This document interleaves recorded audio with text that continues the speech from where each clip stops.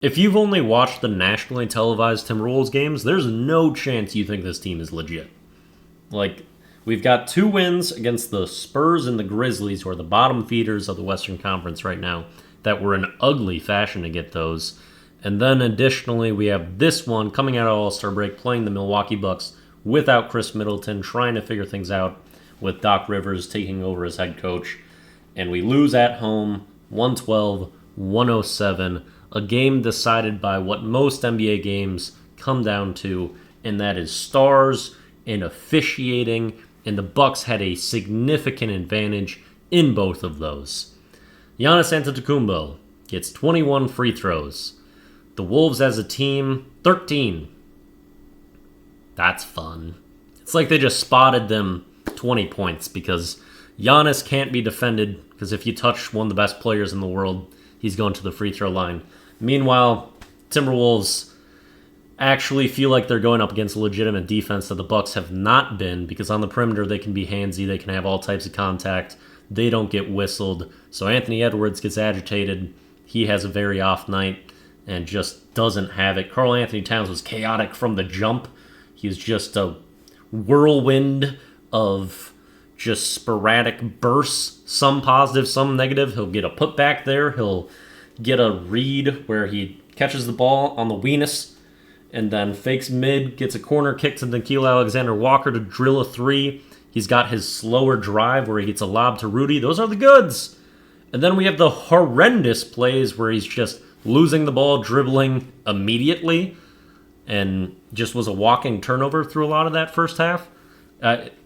He was just everywhere. Frantic cat.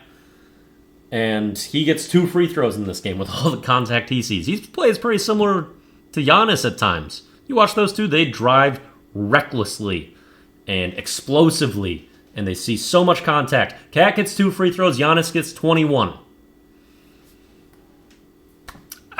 It's hard to win a game like that, and it's hard to win a game when you have a quarter where you score 13 points and give up 36. Minus 23 in the third quarter for the Timberwolves. Have some stretches where they give up 0 boards that just lead to punishing threes, mostly by Malik Beasley. Bucks also start making some really tough looks. I mean, this was a brilliant defensive game through most of it for the Wolves, and they forced the Bucks into a lot of tough shots that they just made late game, Damian Lillard especially. And I'm a lot more pleased with the defense, but the offense, man, we're a mess so frequently. And when it gets bad, it is hard to watch. And the third quarter where we score 13, it's a good example of that too. There's some looks that weren't even so bad, but they're really poorly timed shots. I mean, the Bucks came out strong out of halftime, and we've got a play for Gobert to get a floater early, and then he decides a couple possessions later to go and try to ISO on Brook Lopez, who was brilliant protecting the rim. I will say that was the strongest part of the Bucks defense tonight. Was Brook was all over making things difficult around the rim for the Timberwolves, and no one on the Bucks was going to get called for a foul, so they had some good liberties there. And man, I just got derailed by that point.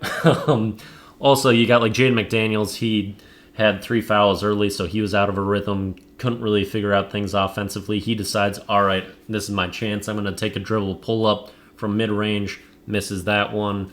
We got people just taking shots after one pass, pretty rushed, and the Wolves didn't even play well. Like, they were bad.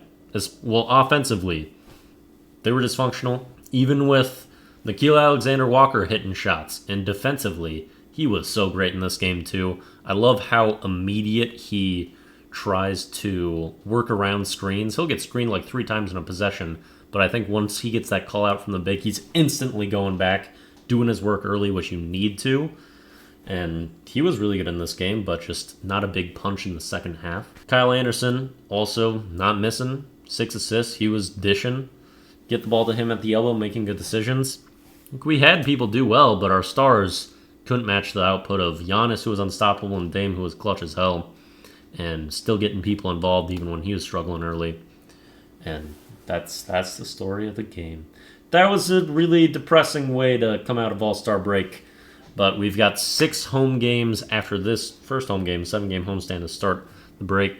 So we should be able to stabilize pretty early. We got a back-to-back, so we're playing tomorrow. I don't remember the team, but I'm going to inform you that right now it's the Nets.